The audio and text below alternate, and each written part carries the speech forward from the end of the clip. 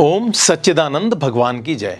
दोस्तों, अब आपको नैवेद्य या भोग के बारे में बताते हैं। पिछले उसमें आपको दान और ग्रहों के दान से संबंधित बताया था।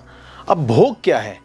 भगवान के आनंद की वृद्धि के लिए पवित्र खाद्य पदार्थ जो हम भगवान को अर्पित करते हैं वो नैवेद्य या भोग है। और भगवान के आनंद की वृद्धि के लिए हम भोग अर्पित करते हैं और उस अर्पित भोग को भगवान को खिलाने के बाद सबको खिला के जब हम पाते हैं, उस भोग को भगवान के अनुग्रह और कृपा समझ करके प्रसन्नता पूर्वक दिव्य अमृत तुल्य समझकर जब हम सबको देकर स्वयं ग्रहण करते हैं, उसे प्रसाद कहते हैं।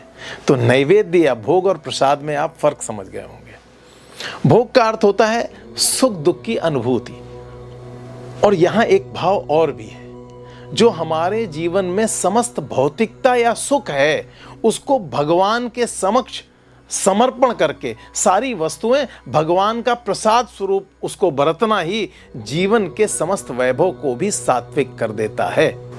अब एक आता है कि भगवान को नैवेद्य कैसे अर्पित करें। हम पूजन के बारे में आपको बताएंगे, लेकिन अभी नैवेद्य कैसे अर्पित करें उसका तरीका। एक छोटा सा जल का घेरा बना करके और उसमें नैवेद्य का पात्र रखें, और पात्र भले ही पीतल का हो, कांसे का हो, चांदी का हो, लेकिन लोहे या स्टील का ना हो। और उस पात्र के चारों तरफ जल घुमाना चाहिए। ज्ञानी जन पंच प्राण मुद्रा बनाकर भगवान को भोजन ग्रहण कराते हैं। वो कहते हैं प्राणाय ओम प्राणाय स्वाहा, तर्जनी और मध्यमा अंगूठे से प्राणाय स्वाहा, ओम अपानाय स्वाहा अनामिका मध्यमा और अंगूठे के माध्यम से, और ओम व्यानाय स्वाहा अनामिका कनिष्ठिका और अंगूठे की मदद से, और ओम उदानाय स्वाहा इसमें छोटी वाली उंगली छोड़ करके कनिष्ठिका चारों उंगली से, और सबसे अंत में ओम प्राणाय स्वाहा पांचों उंगलियों से भगवान को भोग लगाने का विधान है।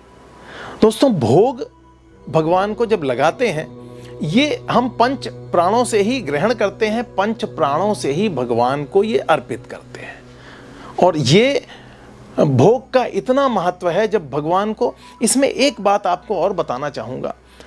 दोस्तों, लोग प्रसाद चढ़ा तो देते हैं और भगवान को भोग लगा के प्रसाद ले आते हैं, मंदिर जाते हैं। फिर हम देखते हैं अक्सर कि कहीं वो फ्रिज के ऊपर पड़ा सड़ा करता है, लोग छोटा सा टुकड़ा उसका खा लेते हैं। ये प्रसाद का अनादर है। उस अमृत का अनादर करना, आपने जो कुछ पुण्य कमाया वो गंवा दिया। आप भगवान को उतना ही चढ़ाएं जो आप, और उतना बेस्ट चढ़ाएं, पाना तो आप ही को है। उतना बेस्ट चढ़ाएं जो आपको सर्वाधिक प्रिय है। अब दोस्तों, इसके बाद आपको बताएंगे कि भगवान को क्या चढ़ाना चाहिए भोग में और क्या नहीं चढ़ाना चाहिए। ओम नमः शिवाय।